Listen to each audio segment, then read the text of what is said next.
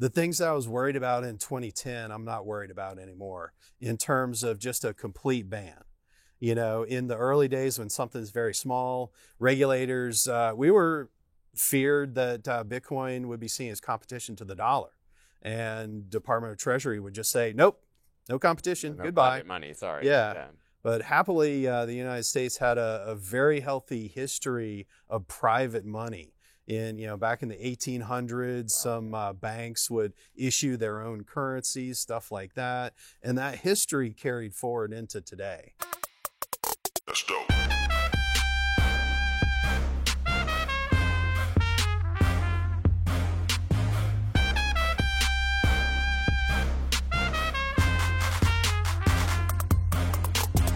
This episode is sponsored by my good friends at Bullish. Stay tuned for more information on this amazing company later in the episode.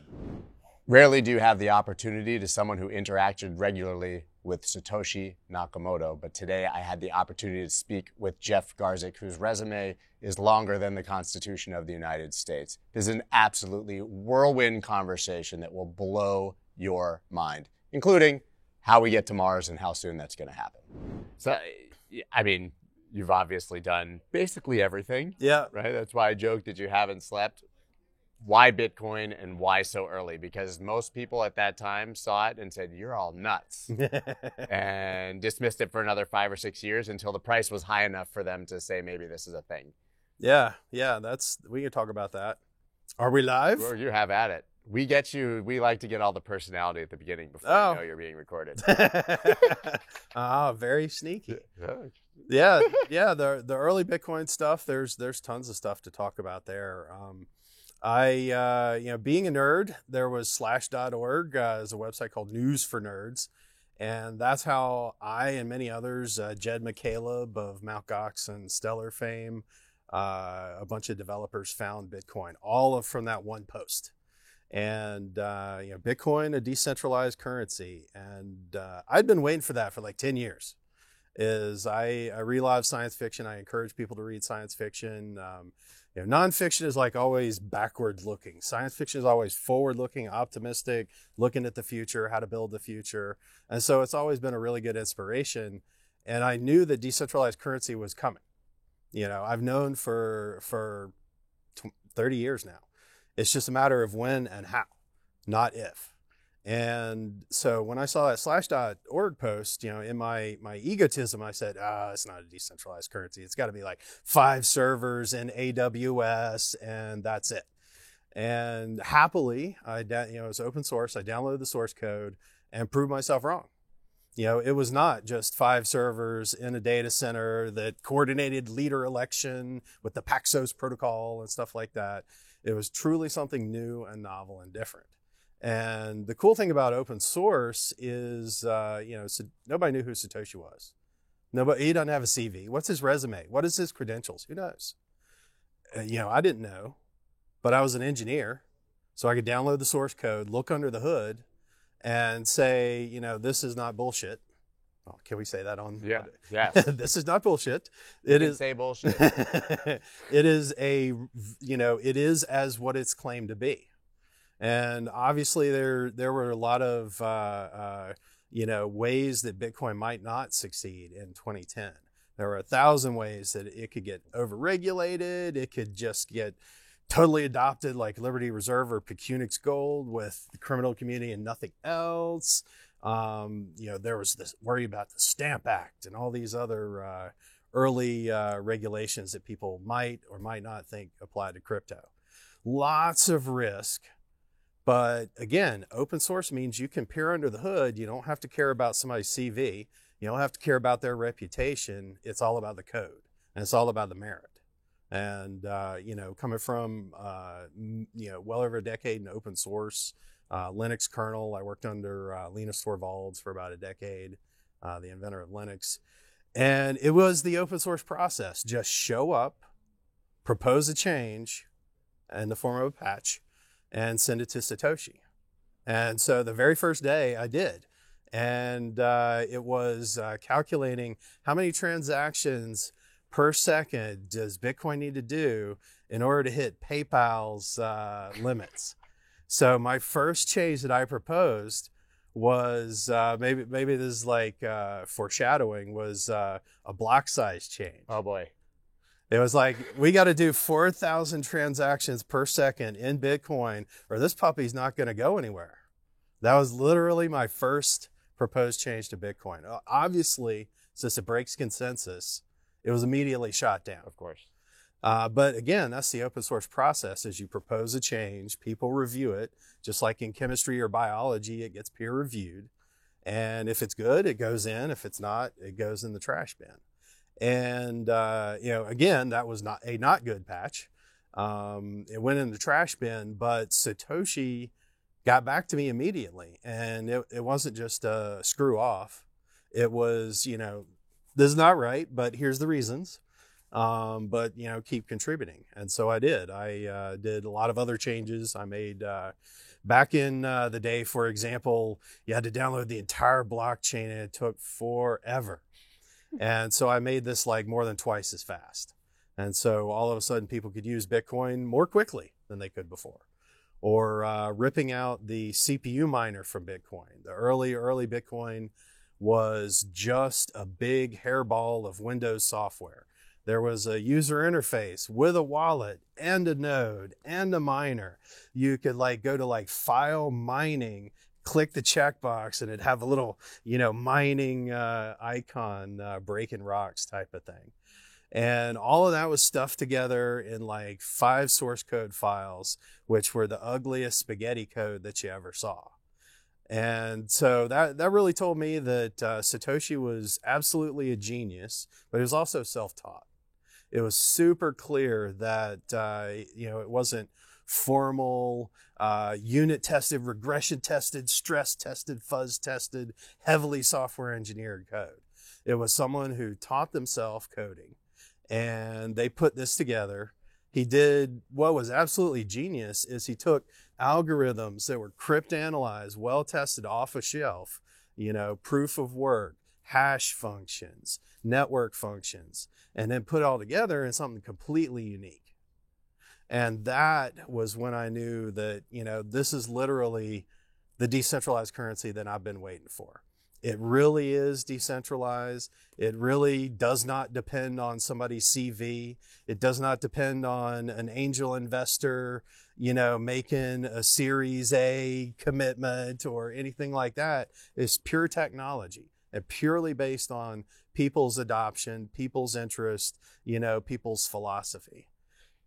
Totally Craig Wright, right? Definitely describing him. No. I've got 5 cameras I can wink at one time. Let me give 5 notes to that. And if you have 5 cameras to say no to, totally in jest. Interestingly, though, what you just described at the beginning of Bitcoin and all the things that you just went on rant about, not a Series A investor, well, now you're actually describing everything else being absolutely built in crypto now. Is that problematic, or is that fine now because we started at Bitcoin?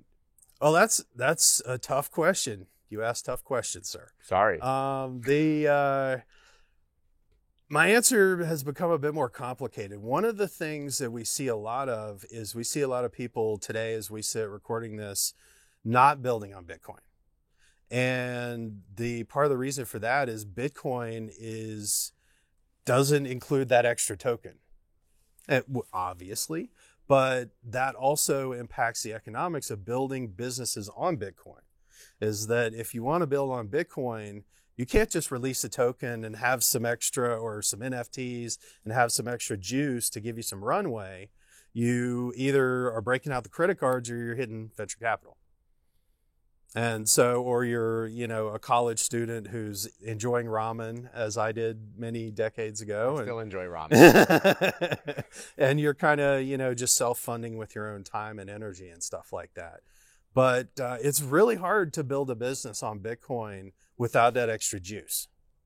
And so just natural economic incentives, people are going to go the NFT route, the play to earn route, the what's the latest A16Z trend route, that sort of thing. I'm a big fan of A16Z, by the way. But that fundamentally is a handicap on Bitcoin. Bitcoin is, it's my heart. It's what got me started, but it's also kind of ossified and it's economically difficult to build on it versus building on some of these other systems where there's more funding or more developer energy, or just flat out, my knowledge as a developer, it's literally harder to build on Bitcoin than on other systems. Just from a maybe pure that's a good thing. Engineering, it is. No, you're absolutely right. It is. So that's the kind of, the yin and the yang of building on Bitcoin. So it's not an easy answer. You talked about, for you, that a decentralized currency was not how or when, but get the idea. Are there other things like that now that you think are inevitable that are coming that we haven't seen yet? Personal, they call it AGI, autonomous generalized intelligence. Basically, like the friendly Terminator type robot AI make stuff. Me smarter. That kind of thing's coming. You'll have an AI personal assistant on your phone. You'll pull out your phone and you'll be like, whatever you call it, like, hey pal, call such and such. And, already my Google Assistant can literally do what I just said, just from basic voice recognition, but they don't have context. They don't have, Jeff said, call Momo. Who the heck is Momo? A personal assistant would know that, but a computer doesn't. So robots that start to learn your personality, and start to be able to interact on a quasi-human level. That's coming, and that's going to be enabled by crypto. Because if you can store a random number on a little piece of flash drive, that can be a self-sovereign entity thanks to crypto. That could be a private key, which controls funds, which controls smart contracts, which can actuate all sorts of things in the real world, which can hire people. So you'll have, I'm definitely on the robot future where robots will be hiring people, which will be hiring robots, and on down the line. We'll be in the autonomous cars that bid for lane space on the roads. And I'm in, no hands. I'm in my Tesla. No hands. That's you're talking right. to your assistant. And it's like, Sir Garzik, would you like to use the VIP lane for an extra Bitcoin? I'll be like, heck yeah. So it'll, bid for lane space and go. So that's the kind of autonomous, robot-driven, crypto-infused future that we're headed towards. Well, I like, because you said that nonfiction is looking in the rear view, and this is science fiction. Yeah. I actually had the pleasure of sitting with Neal Stephenson. Which is fantastic. Today. Huge fan. Everybody in crypto is a debt to Neal. Which was absolutely amazing.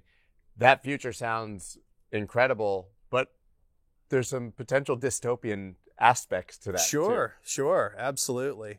I definitely refer everyone listening or watching to check out a commercial called Alice. It was produced by the Chobani Yogurt Company, but it's a near future vision.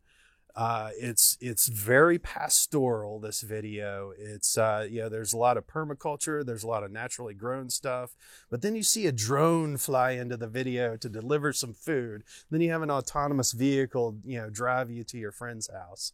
And I like to think that that's the kind of future that we ought to head towards. It's not just like Blade Runner, no green, it's all robots and metal. And it's very much, and I notice a lot of especially the Bitcoin maxis get into the various food fads and stuff like that. Part of that, I think, is just a wanting of something more than just crypto and robots and machines and, connecting humans and UBI and, improving how humans live in the world today.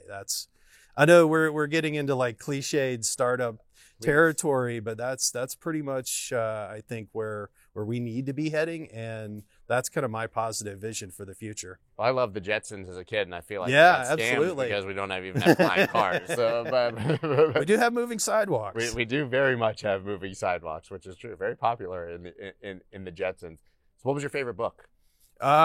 Neal Stephenson's Snow Crash. Correction, that's my second favorite book. My first favorite book is Neal Stephenson's Zodiac.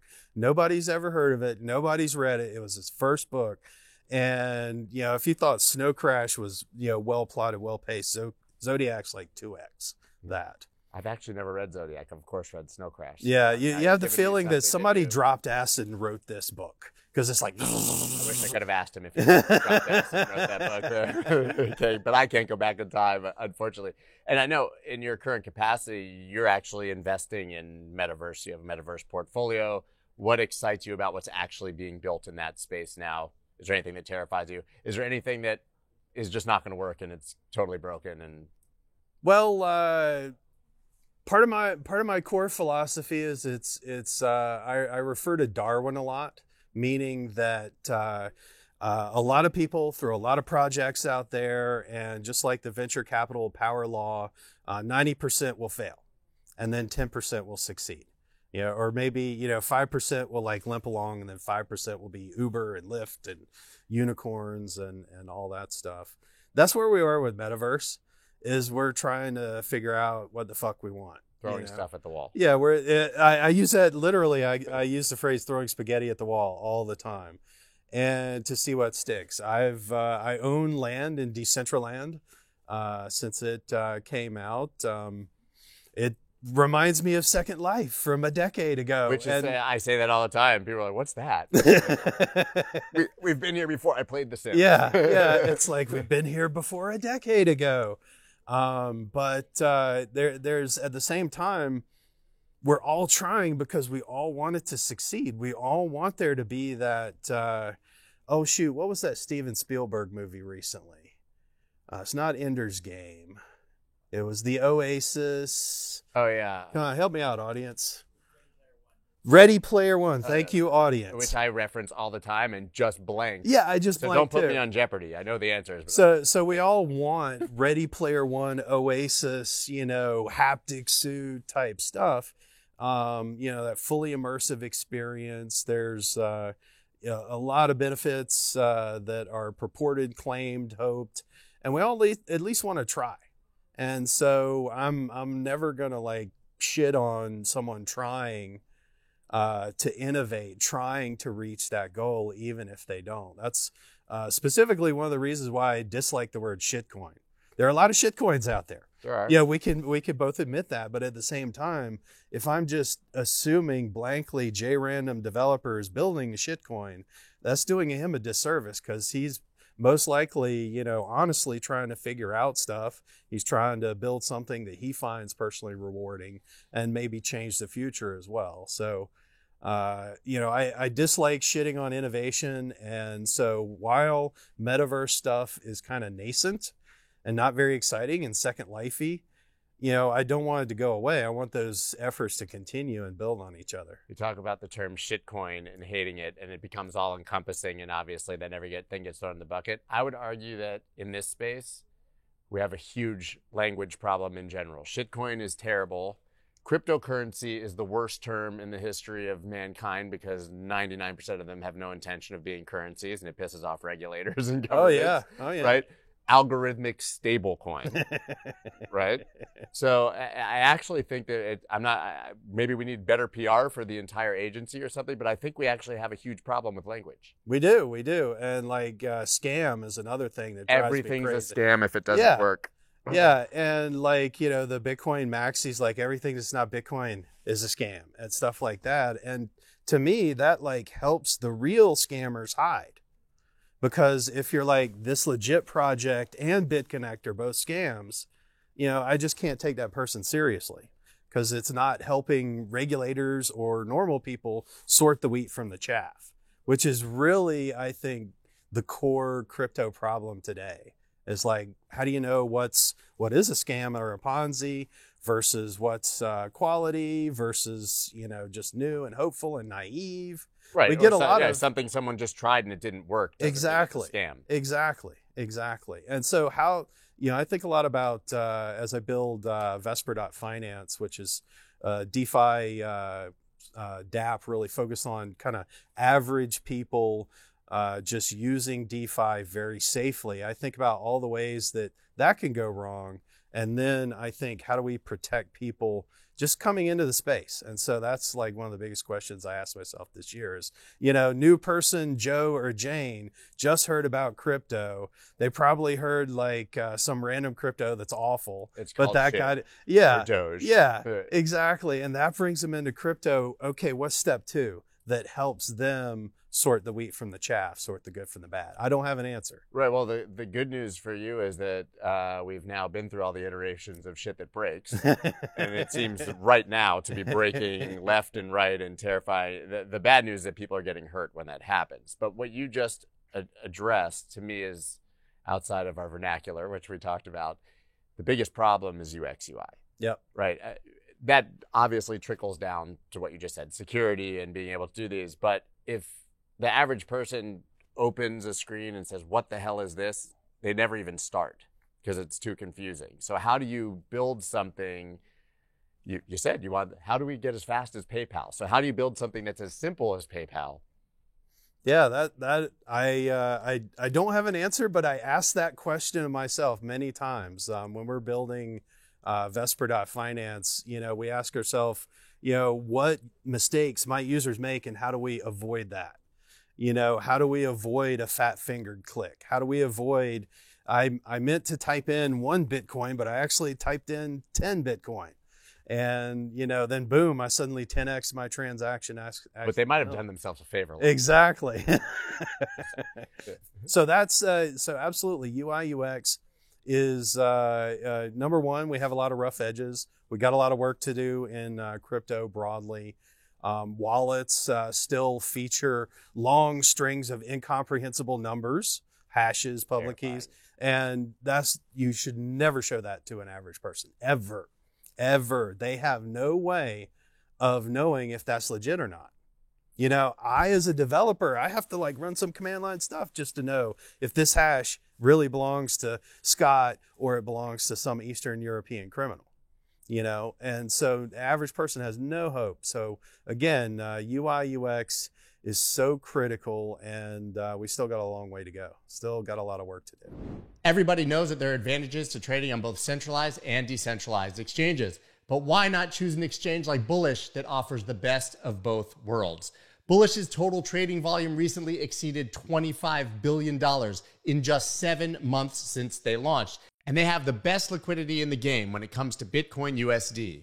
Now, Bullish has released the first major upgrade to its liquidity pool technology with the introduction of a concentrated range-bound liquidity pool for the Bitcoin USD trading pair. This upgrade triples the order book depth within a range of 2%, making it one of the world's deepest Bitcoin USD trading pairs.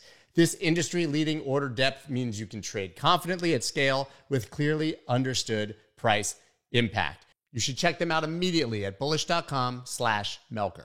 Yeah, and then I would say the next obvious challenge from there, okay, we get the UI UX right, and now we have the next 100, 200, 500 million people come in. Can anything we've built actually scale to service those people? Yeah, that's another good question. Right now we have mentally imaged one of those champagne fountains in your mind. Is we have like an L1, a layer 1 blockchain Bitcoin. Okay, it's a champagne flute that fills up. Well, now it's going to start to spill over. So that's what happens with fees and blockchains as they get used quite a bit. Is okay, Ethereum's fees are high, so people are spilling over into BSC and Polygon and Avalanche and Optimism and some of these other L2s. Well, they didn't solve the problem. People just moved, to a less full champagne flute.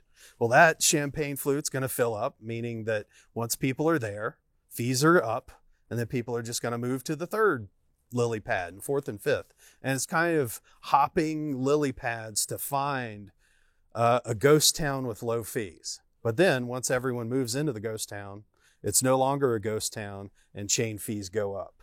So we haven't solved that problem. It's just a cycle. I don't know if it's the Lion King cycle of life or not. But, there's a chain with no usage, then it gets usage, fees get high, and then people economically respond to those incentives. They either do less transactions or they find an off-chain L2 roll up or something like that, or they just go somewhere else, They go to we end up at like layer 5. Exactly. Or layer 1s, Exactly. and layer 2s, and now it's ZK rollups and optimistic rollups. And is it then literally layer 3, layer 4, layer 5, or is there? I think PayPal's like a layer 3. Right. So sometimes you get the Plasma network, the Lightning network, stuff like that. So you'll have like the blockchain settlement, then you'll have your high-speed contract negotiations that sit on top of that. And that's where you can scale the payments. But they do all have to eventually settle somewhere. Yep. I don't know if that's Bitcoin or Ethereum, or ask any leader of any L1 and they'll tell you that's it. Maybe they're right. I don't think any of them win. I think we'll live in a multi-chain world, and whoever actually wins, figures out interoperability, will probably be the winner. But I mean, do we ever get to a layer 1 that can do everything, or is that just an impossible technology? No. So it will be the champagne. Despite the fact that Bitcoin maximalists will give you a different answer, which I love, but there's not going to be one winner. There's going to be a few winners. Again, power law applies. 99% of the tokens will die. 99% of the chains will die. But that other 1% is going to be like 1 or 2 or 3 chains. There'll be a Bitcoin. I don't see Bitcoin ever dying.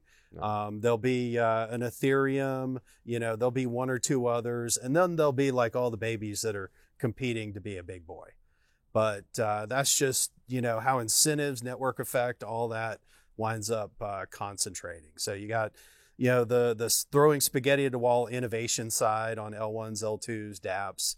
But then you have the mature chains. And so far, Bitcoin's kind of the granddaddy. Ethereum's kind of grand central station, where bridges and other chains interconnect through Ethereum.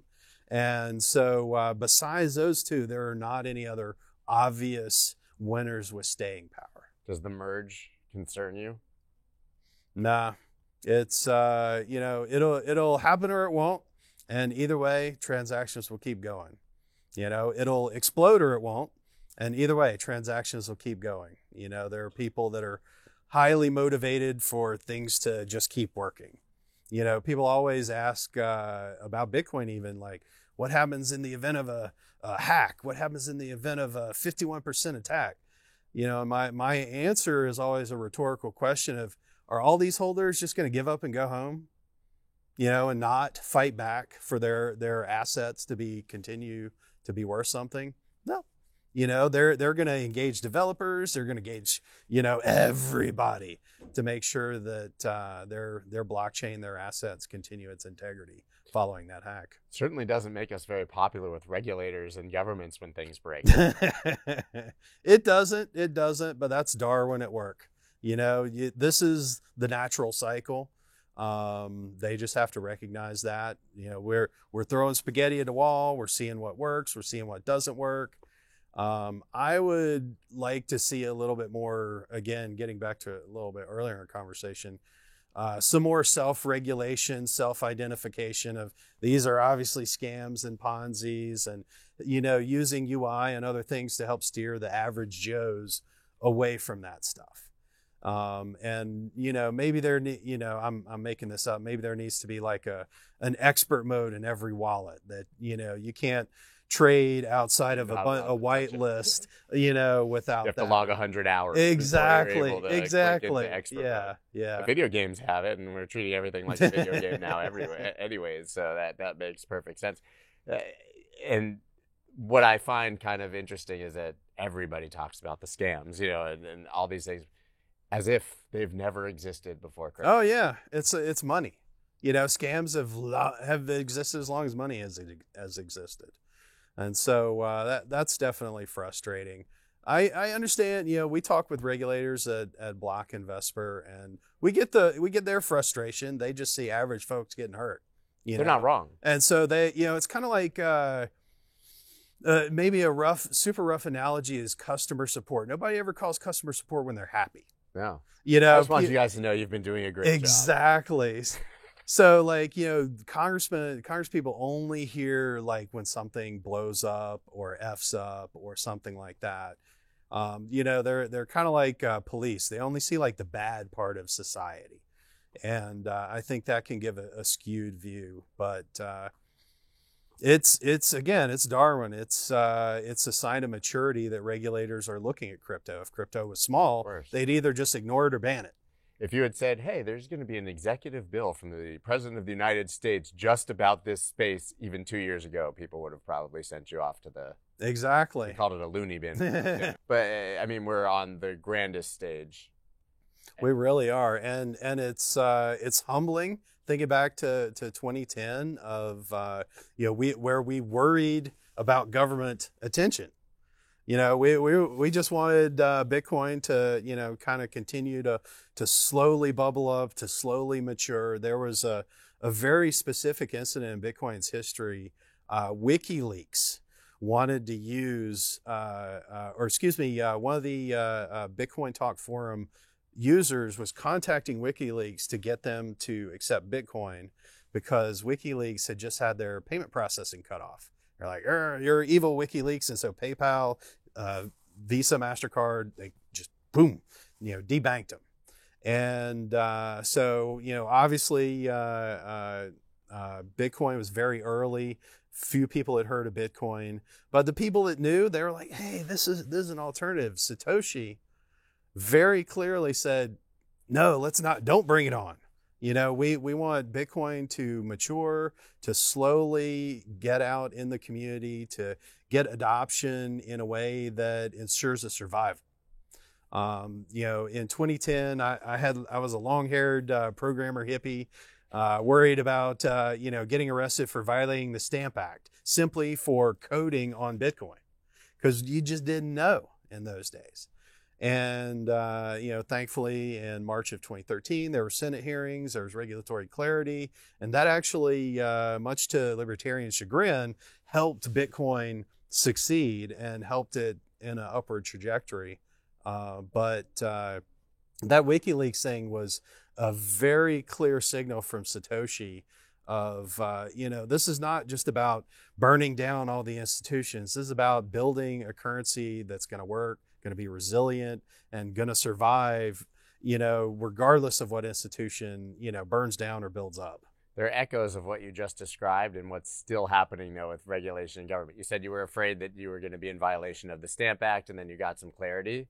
Well, now on a much larger scale, I think the entire industry, anyone who's building anything, trying to start a company, still has no clarity and is afraid, in the United States at least, to even attempt to innovate, attempt to operate here.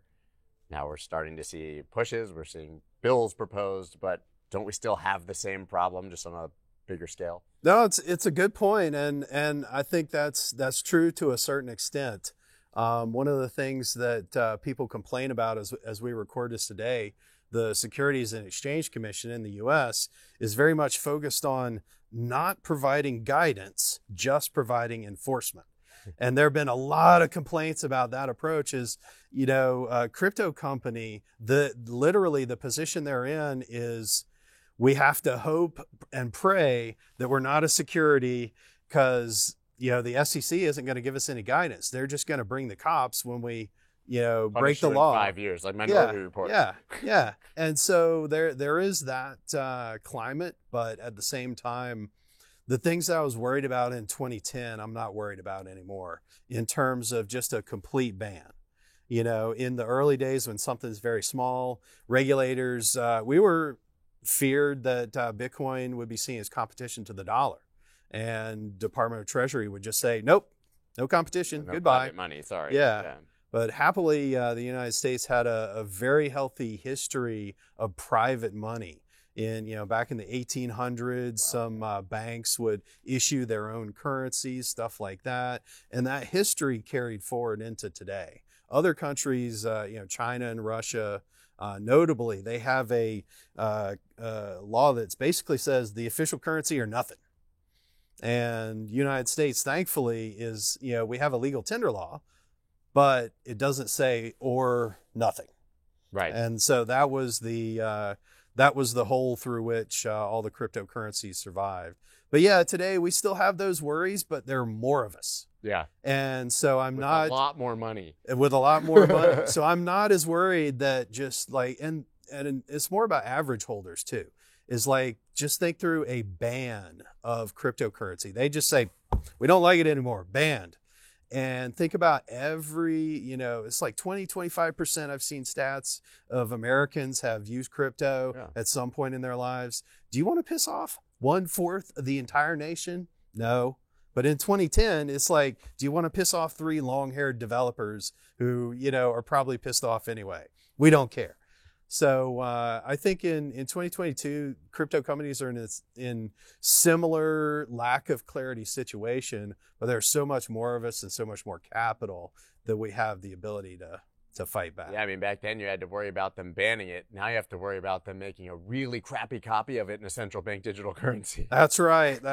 Or they think that, love them to death. They think they're helping, but they write the regulation really poorly, and it turns out not to help. And so they got a lot of people just, this staff, this lobbyist, and then Ripple being like funding all this. But now we have to sit here and wait for what happens with Ripple to see what's going to happen to everyone else. I never thought we'd be in that position. I mean, there's people I've had this argument so many times who are like, I want Ripple to die, I hate Ripple. I'm like, actually, you really want them to win, or else your thing will probably also be deemed a security. Yeah, no, 100%. I mean, Ripple's been my classic, this is obviously a security example since it's been in existence. And if Ripple can, exist, then that means by implication, others, which are much less obviously a security, are in, I hope, a better place. Right. I guess what I just said, it speaks to the fact that, and we touched on this earlier, there's this massive tribalism, right? Bitcoin maximalism, Ethereum maximalism, XRP army, Link Marines, whatever it is. Aren't we just way too small not to be completely working together and focused on pushing the entire ecosystem forward? We are. We need that inner competition. Yes and yes. We need that competition. It's very healthy. It's very Darwinian. It's very natural. The winners will bubble up, et cetera. I wish there was more working together, specifically, like I said, on scams and stuff like that.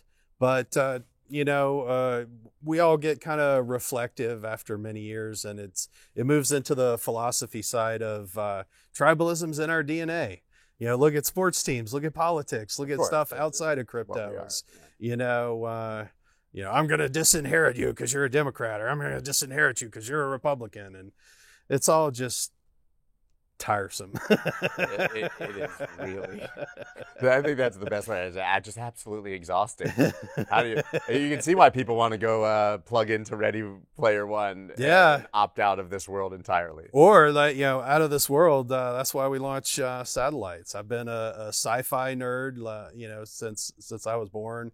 I grew up going down to Cape Canaveral, watching space shuttle launches, stuff like that. And so that was the impetus for let's get a open source node in space. So I created the first, as far as I know, open source satellite.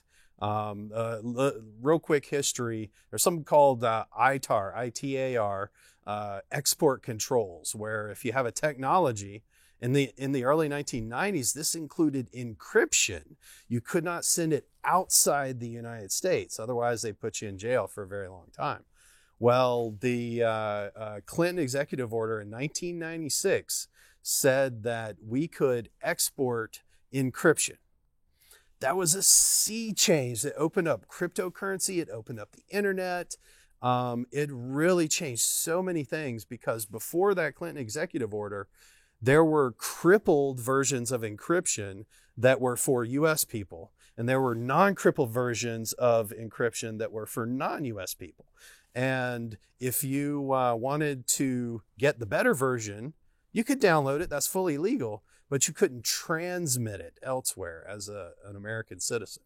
And this encryption executive order really totally changed export controls. And fast forwarding to 2014, satellites are under those same export controls as encryption. I wanted to say, this is totally ridiculous. I'm using off-the-shelf hardware, off-the-shelf software, open source cryptocurrency software. China, Russia, North Korea, anybody can download this tech just off the internet. This is ridiculous that I can't post it to the internet. And so I went through Department of State, Department of Commerce, and got an exemption letter saying that, yes, you can post your satellite design to the internet. And that was the story of the world's first open source satellite that eventually made it into orbit. I was a Space Camp kid. Oh, cool. My dad is the head of the emergency room at the University of Florida, and they randomly got the space shuttle contract when I was a kid, and so he de facto became the head doctor for the space shuttle program. Oh, that's so fantastic. Went to every single launch when I was a kid in the early 80s. Absolutely incredible. So I could share that, and that I think it was really informative to be able to wasn't it an that. experience? It's and just like 1983, and there's people everything. going into space. And now you're launching nodes into space. What else are we going to do up there? Are we going to Mars? Absolutely. We're going to literally going to the moon next year. Not physically, but we're sending hardware and a rover. And we're going to just do some test transactions, test communication, stuff like that. But fundamentally, we as a human race are moving outward into the solar system. We're going to, outside of a decade, land more people on the moon. Outside of 15 years, we're going to land more people on Mars. We're literally right this second, Elon Musk, Starlink, some other projects are wiring our solar system for networking, such that once you go outside Earth's gravity, it's very easy. Backing up a second, it takes a lot of rocket fuel just to escape Earth's gravity. But once you escape Earth's gravity, you can go to the moon, you can go to Mars, you can go to the asteroid belt. So this is developing depots in space, fuel depots, space stations where people stop by, and then, kind of bus stations in space. All of this is coming in the next 10 years, and it's all due to economics. And that economics is all due to Elon Musk. And that, I drill it down to Elon Musk posted the price of a Falcon 1 rocket launch on his website. Most people listening to this are like, okay. But for the space community, these launches usually cost billions of dollars, and they're secretly negotiated between defense contractors, which are absolutely huge. And he totally rebooted space economics with that one rocket pricing. And all of that has kind of trickled down from what he did on that day with Falcon 1 pricing. So now we see startups like Space Chain, which is one of our portfolio companies that sends the aforementioned satellites into space. We can do that for $100,000, $200,000. 10 years ago, that would be $10 million, $100 million to do this, literally the same form factor satellite. So the cost of a kilogram to space is falling like a rock, which means that average people's access to space is increasing every single day. And that, as a science fiction nerd, as a space nerd, that just makes me so happy. Turns out technology is deflating. Yeah, it's amazing. Computers are getting cheaper, space access is getting cheaper. All of the information technology related economics are just going down. And that means nothing but good for humanity. I can honestly say that this conversation blew my mind. They should just let you talk to everyone all the time. Thank you so much for doing Absolutely. It was fun. Thank you so much for listening to this episode. If you haven't already left a rating or a review on Apple Podcasts or Spotify, please do that now. Spotify just added ratings, so please go ahead and click that 5-star. I'll see you guys next time.